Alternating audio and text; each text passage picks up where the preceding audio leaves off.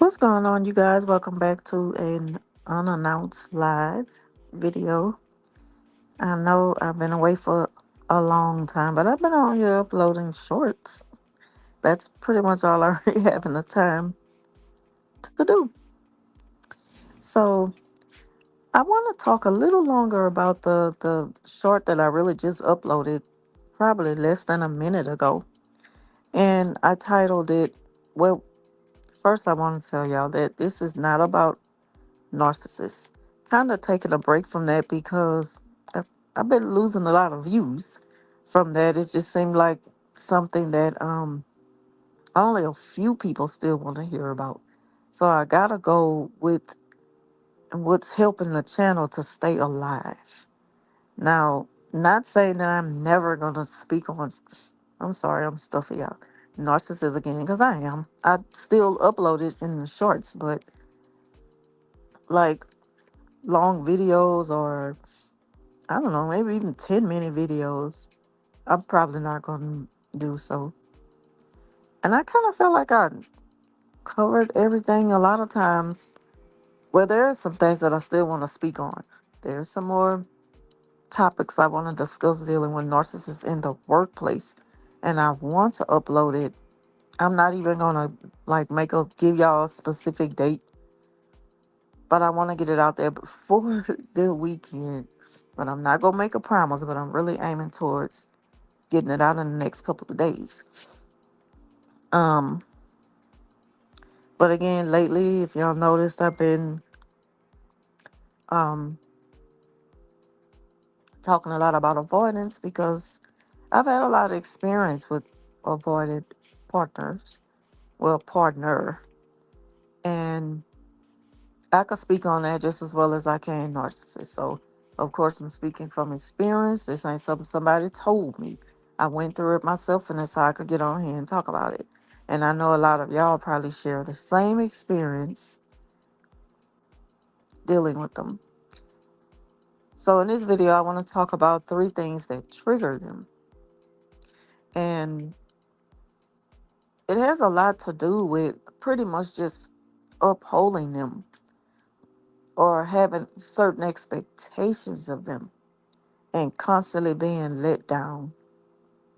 And it's just a cycle that they carry you through while you continue to give them chance after chance and you hope and pray that things change. But I'm here to tell y'all it ain't gonna never change until you become unattached and until you be- become secure with yourself and not so anxious to just be with somebody just because you have a history with them or just because you still care for them. You have to think about what's best for you and what you deserve. And so that's why I want to speak on this briefly. I'm not going to be too long with this one because it's getting kind of late and I got to be up early for work again in the morning. Work been keeping me away from really being able to put up long content, but I still get on here and trying to keep my channel alive and, you know, hopefully it helps. And I do really appreciate everyone who tunes in. I really appreciate all my supporters, all of my new subscribers, my subscribers who've been here, my day ones, and everything. I really appreciate y'all. Thank y'all for still tuning in, even when I tune out for a while. Y'all know that life happens. We all experience it in different ways. But thank y'all for being patient and understanding with me. So I've accepted my channel numbers for what it is and the growth and the pace and everything for what it is. So I'm just going to go with the flow the way I've been doing, you know. And what's for me is for me. When it's that time, it'll happen. Or if this is where it's at, then I'm happy with that too.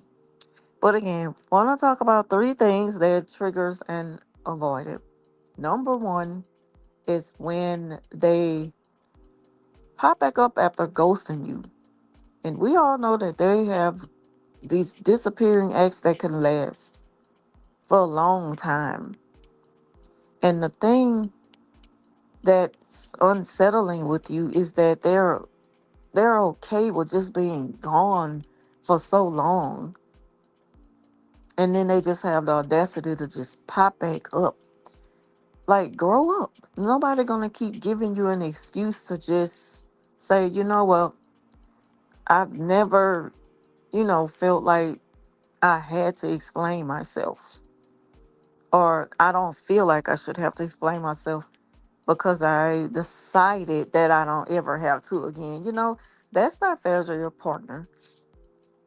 And you may have went through things as a child, but that doesn't give you an excuse to bring that into adulthood and just treat people as, this is me, accept me for who I am, and no matter how much it hurts you. That's not fair to people.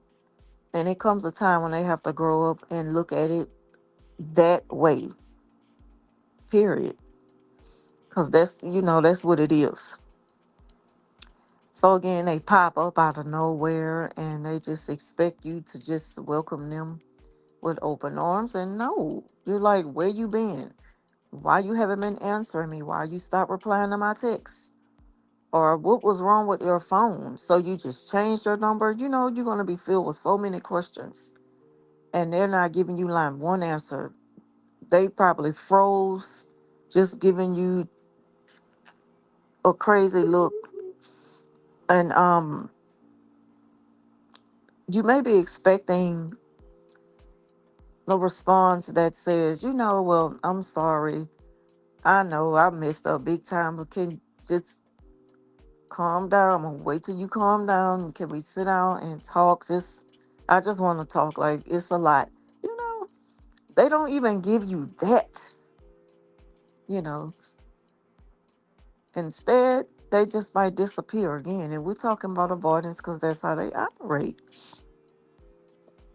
So I'm telling you, I'm so sorry y'all for sniffing and stuff. I'm so stuffy, and I don't know why. It's just all of a sudden.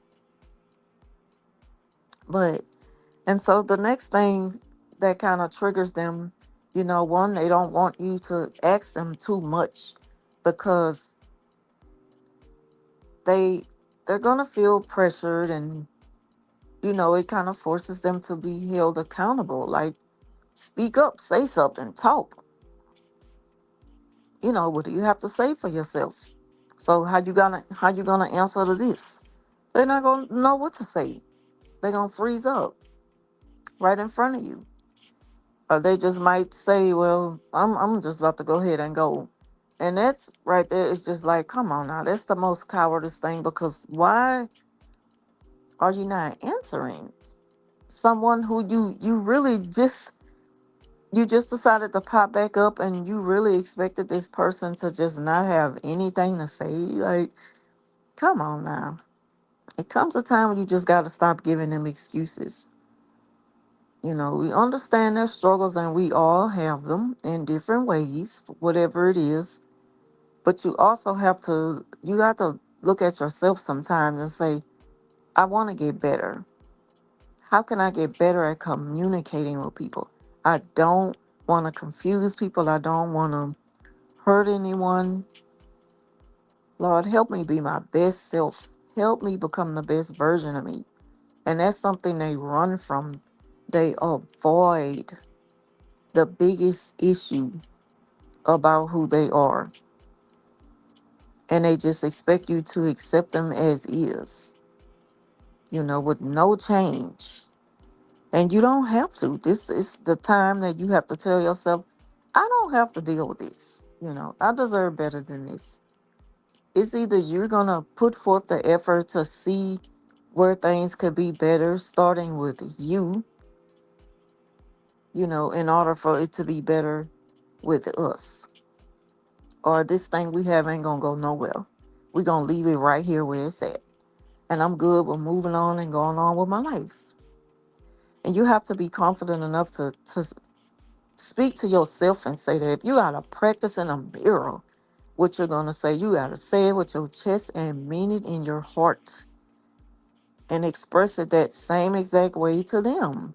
Who cares if they just up and disappear again? Okay, they've done it once, you survived it.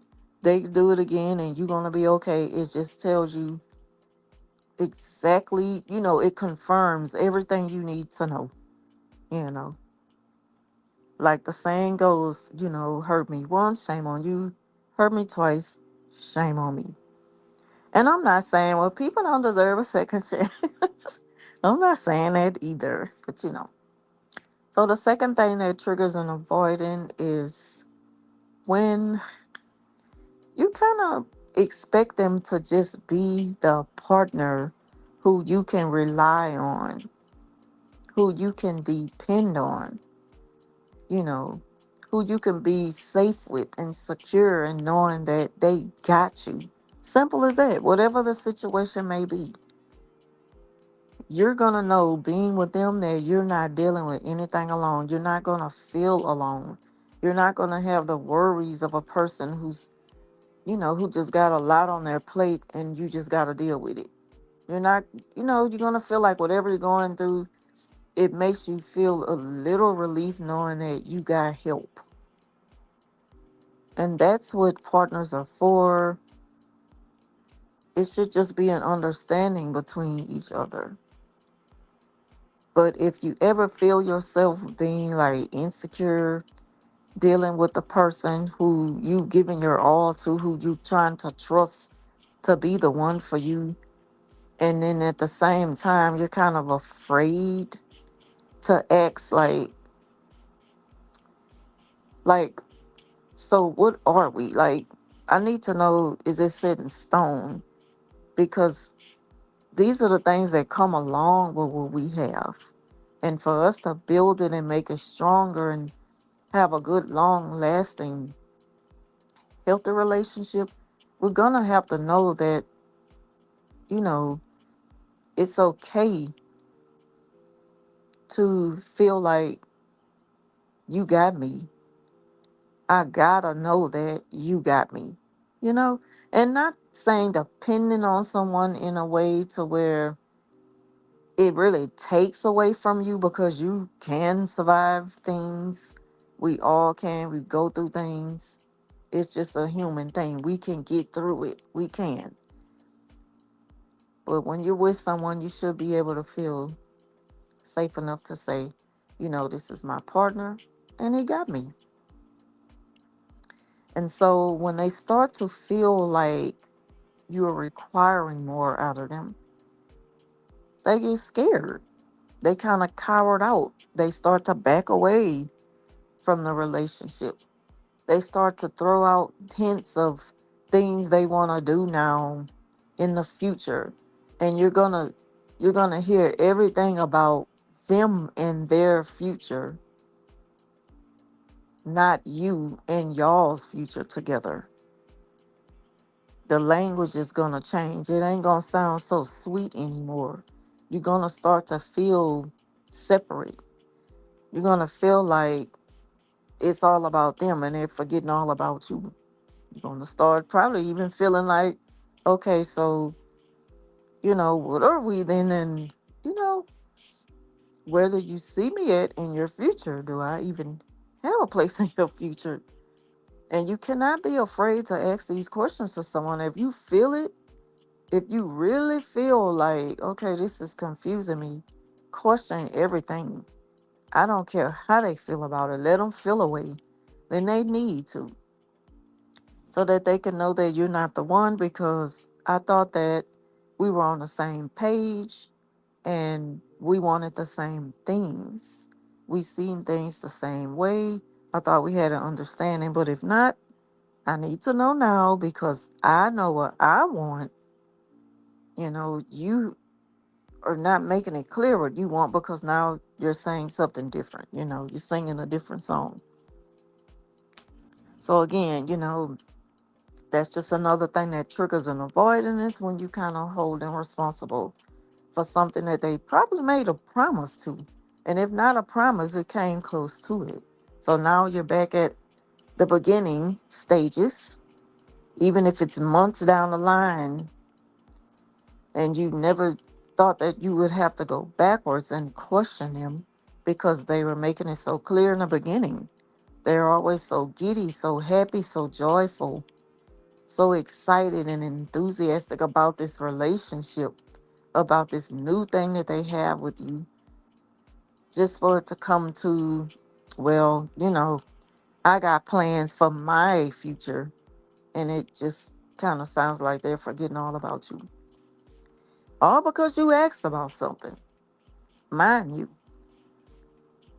this is something that you're supposed to agree to already. But how quickly they forget when it starts to hold them responsible. It kind of puts a certain weight on them now. And they start to feel like this is taken away from, just kind of being in control. Because it also takes control away from them. Avoidance, they need to be in control. They need to know that no matter what, I'm in control. I'm in control. They have to tell it to themselves constantly so that they can stay afloat and know the direction that they're going. So the third thing that makes an avoidant, just they're triggered by something is when you question how they value you as a partner. Because if it ever have to go back to that, then it lets you know that maybe they're starting to see you different. You're going to question things that they do. It could be something that they may look at as small, but big in effort.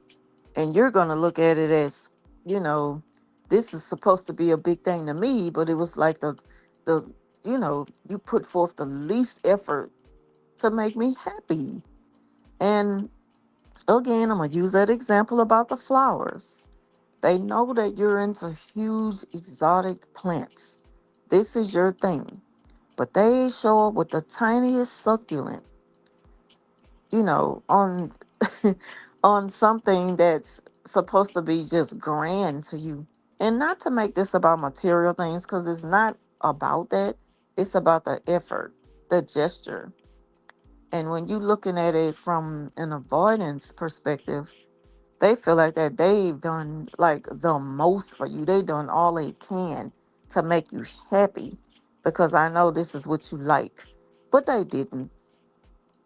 And sometimes they know that they didn't, and they know that they can do better. They just feel like as long as I do a little breadcrumbing, that's gonna keep this person. But I'm not gonna do too much because they're gonna expect more and more. Again, they have to stay in control of everything, even in the relationship. In their mind, they're controlling it long enough to keep you, but not long enough to please you, as they should, but they don't. So, God forbid you question it, like, what is this? Like, I, I never cared for succulents. You might question not even just a plant thing, but anything. They know the things you like because they pay attention to you. They know what you like, just like anybody you with in a relationship. They know the things you like, but it's the effort. Effort is everything. And I can see if it's, something that you're not expecting them to really just be go broke behind you. You're not expecting them to be burdened just to please you. You love that person regardless. But again, it's about effort. And when they start to show you that, it'll make you kind of question, well, you know, this is all you feel that I deserve? This little bitty thing? And so they could do so much more when they don't.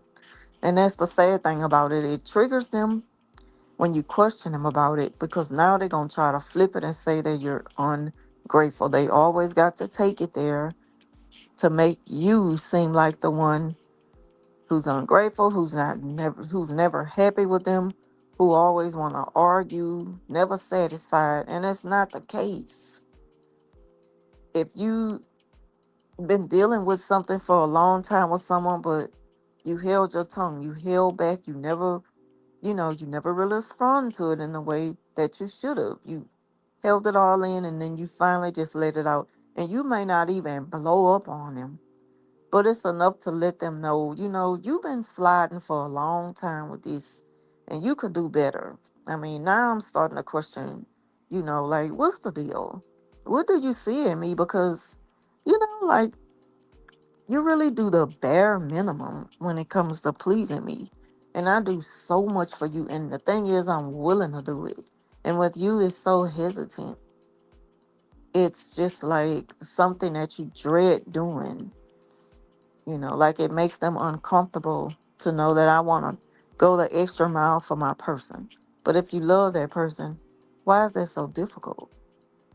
Like, you know what's in your heart. No one else knows more than you. So why is it so hard? You know? So those are the three things that triggers avoidance. Is when you question them after they pop up, after ghosting you, because they don't know how to respond. So they're going to take it as an argument and they're going to run away again. And again, when you want to know, like, first you're set in stone. You want to know the level of commitment. Where are we going with this? Where do you see me in your future? We pretty much made it clear with each other, but you're kind of starting to show me something different. You're going backwards. You're confusing me now.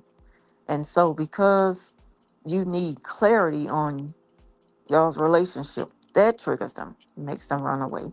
They can't answer to that. And then again, the third one is effort. Like, just really showing up for your partner, pouring into your person. Like, if they have a hard time doing it all the time, you know, it's best to say it. You just gonna have to come straight out and tell them that I'm just starting to feel, have second thoughts on us, because first of all, you got to know your worth. Never put that in someone else's hands to value your worth based on what they're willing to do for you. No, that's not how it goes. And you should never feel that way. You know you better than anyone, so you know what you deserve, because you're going to do it for you. If no one else shows up, you got you. And they supposed to see that confidence in you and really want to meet that, match that, or maybe even go above and beyond over it. Really make you feel like the person that they feel is worth it. It's something they struggle with, though, because it takes away from them. They kind of feel like a competition, like you getting something out of them. You're trying to get over them. You're using them. And that comes from the place of, you know, trauma, childhood trauma, going through stuff and pretty much just surviving things that they shouldn't have to go through in the first place. And so once they start to kind of get through life in a way to where all they knew was to depend on them, they don't ever want to feel responsible for nobody else. But they still know what love is. They know what it feels like to really love someone. It's just a difficult thing for them to express. They don't express their emotions very well. So it confuses the person they're with. But that's the problem with them, and them alone. They have to fix that. They have to work on that. You can't do it for them. You can't force it out of them. You can have all the expectations you want, but it's going to come in due time, and if it's even meant to be for y'all. But most of all, it's going to always be, you know, their load to carry. You can point things out, but it takes a lot of patience dealing with avoidance. And I'm not suggesting anyone to just deal with it just because, well, we've been together, so I really don't see myself with nobody else. I really love this person. Like, don't just subject yourself to that just because you don't want to start all over. Who say you even have to start all over? You know? Just take time away just to focus on you. Do you? They don't have no problem doing it. They gonna find whatever they could do to just occupy their time. It could be stuff that they didn't even really have their mind on. They're gonna do it deliberately to avoid dealing with you and with them, which the biggest problem is them. If anything, they should be grateful that you were so patient with them for as long as you were. And you gave them so many chances, so many times. But it's really going to take you just shutting the door and going the other way before they really, you know, face who they are in order to even deal with it. And again, it's not to just focus on, well, they're going to have to do that for us to be together. It's really just like a personal thing. It's something that they really need to work on. And you could be an anxious attacher who needs to work on not being so attached and not expecting so much out of someone because you feel lost without them. Like you don't want to feel like that either. You don't want to become that person that really depends on someone else in order to make you happy. You have to be happy with yourself first, secure with yourself first. And when they see this in you, they will appreciate you more, value you more, and they will have no other choice but to do so. And that's the bottom line. That's just it. That's it, and that's all about that. But those are the three things that triggers avoidance. So hopefully this was helpful. And again, I just wanted to come on and do a quick random live. I haven't been on in a while. I even see how things change. I can't even um set the screen like I want to. You got a comment? Hey girl. Say they feel like you don't deserve anything but abuse. Wait. Oh, I missed to come and say it. They can do whatever, but you can't. And you're to blame for whatever they think. Yeah, they do that type of stuff trying to make you feel like, you pointing out things because you're insecure. But avoidance, they make it's like, ugh, it's just so crazy with them. They could make a person start feeling insecure who never felt insecure. But then again, that could be a thing that's, it needed to happen so that you could work on that, you know? Just like with narcissists. Not that I want to talk about them. Um, you know, before I had come to realize who I was dealing with narcissists. Now I know how to deal with them, even though you don't want to and shouldn't have to. But it helped me to just kind of strengthen my ability to say no, something that they can't handle, and just knowing how to take the steps and need to protect yourself when you're dealing with them or whatever the relationship was with them. Because sometimes you even got to cut off people, family members, not just people at work, which I speak on a lot because that's where most of my experience was with narcissists. As far as dealing with family or, like people you live close to, neighbors, stuff like that, you kind of control the time. You control how much you're willing to deal with that in a way, or how much you got to deal with it. It's like when you're coming home from work and that narc neighbor, they always, they pay so much attention to you. They know when you're coming, they know when you're going. They kind of, they learn your schedule so that they can know when to be on the scene when you make it home from work. They want to be outside. They may even be taking a walk you know, down the street. That may be the time they just so happen to choose to go walk the dog just to pass in front of your house when they know you heading in from work. Again, when you want to work on and see, I wasn't supposed to be talking about them, like avoiding them, because this one you want to become an avoidant when you're dealing with a narcissist. If that's one of your best ways to protect yourself and to protect your peace from them, you want to become avoidant. You want to give them less as possible. You don't want to interact at all. You don't want to give them nothing, none of your time. They don't need to know nothing. You just got to starve them of everything. If you have a side door you could go in from work, if you could go in from the garage or something, it's just stuff like that. But I wouldn't put nothing past them, because even with that, they will block your driveway when you're trying to pull up home and probably claim that you were trying to run over me, like just stupid stuff they do just to pick with you. They're miserable like that. I can't stand them. They do all type of stuff just to get up under your skin. It's miserable. They got to get something out of you, and they gonna get it any way they can. Just desperate, But that's one way of protecting yourself. But when it's in a workplace, it's much more difficult, especially if you got a narc boss.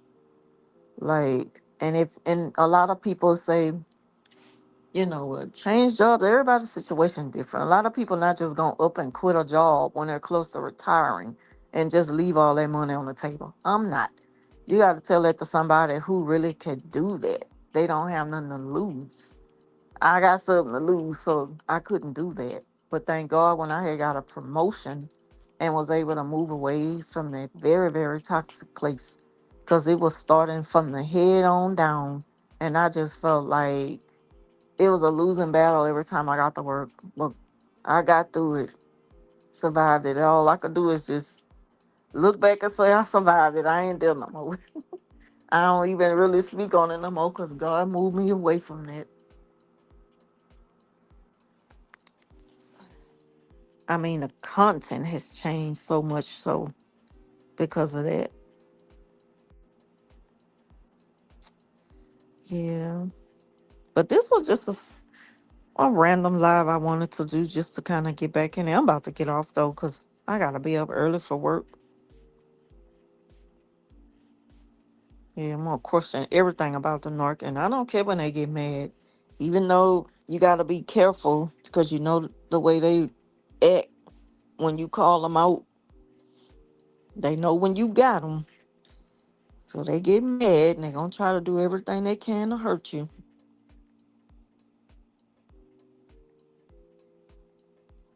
Yeah. Yeah, I think I cut up, cut up. Yeah, they try to project their evil spirits. Yes, very much so. They want you to be just like them, join them. So you could be a part of that, but no, thank you. That's why they constantly try to pretend to like get on your level or learn all they can about you. Really, so that they could just pretend to be you and take all the attention, get all the attention that they crave. If you're someone who they see that this person gets a lot of love and attention, they want that. So they become jealous and desperate and do everything they can to mimic you, just act like you. They try to clone you. They try to fool the people. But that's what the enemy do. They try to fool you. That's why you gotta confuse them.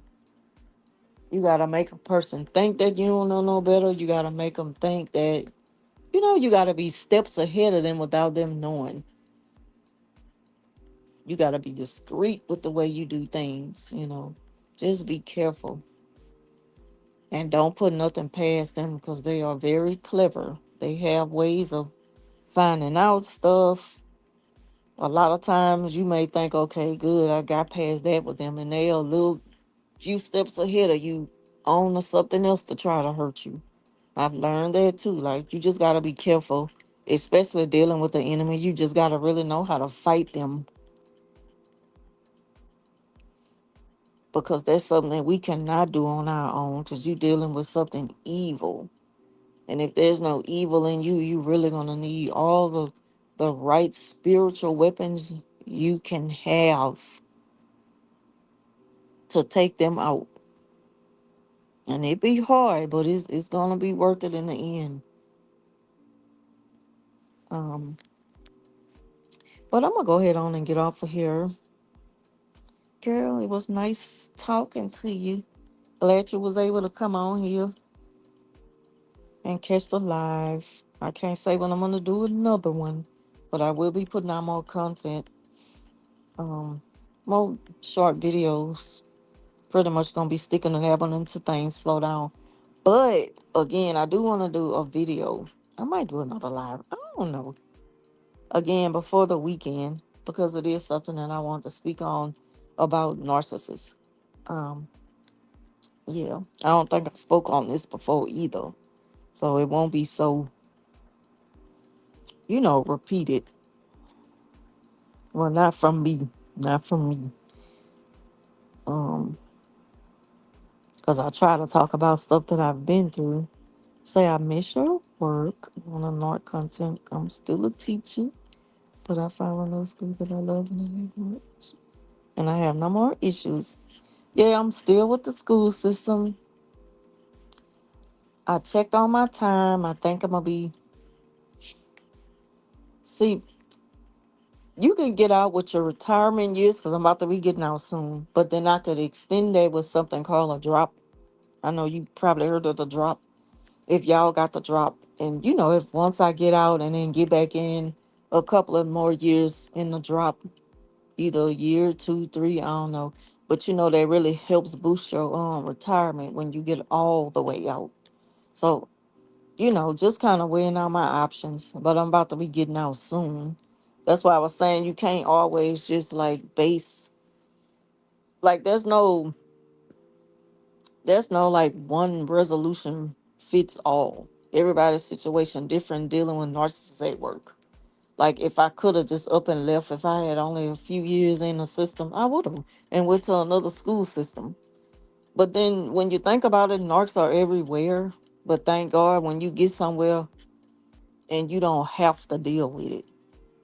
Because they may be at the school you at, but hope to God you don't have to deal with it.